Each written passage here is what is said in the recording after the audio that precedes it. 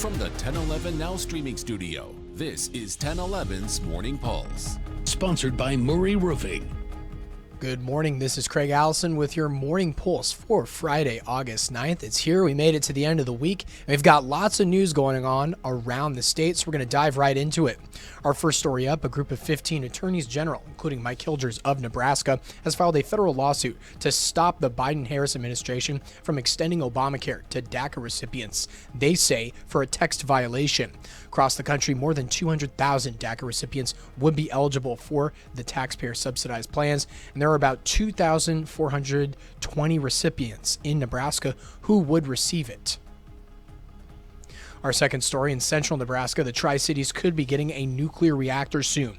Grand Island, Hastings, and Kearney were listed amongst 16 communities in a feasibility study by the Nebraska Public Power District. NPPD is now evaluating environmental factors and deciding where they can build. A briefing about the next phase with the governor and other state officials is set for this afternoon.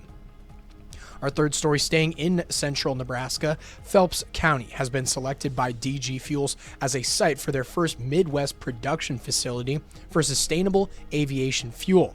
The proposed $5 billion facility will produce 193 million gallons of sustainable aviation fuel per year, and they will do it by using agricultural byproducts such as corn stover. Governor Pillen says this project is expected to deliver nearly $55 billion of economic impact across the state over the next 30 years, and production is expected to begin in 2030.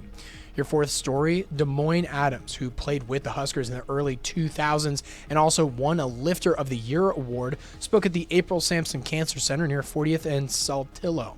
Earlier this year, Adams had a pulmonary embolism, and his wife helped him back to life using CPR.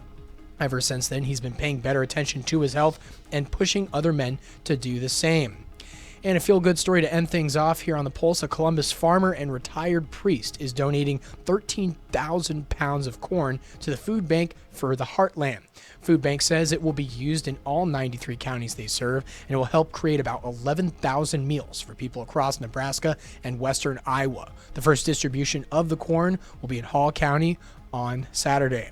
That is your Morning Pulse. We're going to end things off with our 7-day expect some rain towards the end of the weekend.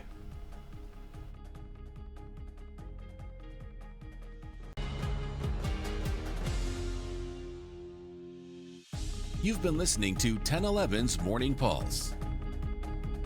Watch, listen, stream on the 1011 Now app, on YouTube, or wherever you get your podcasts. Sponsored by Murray Roofing.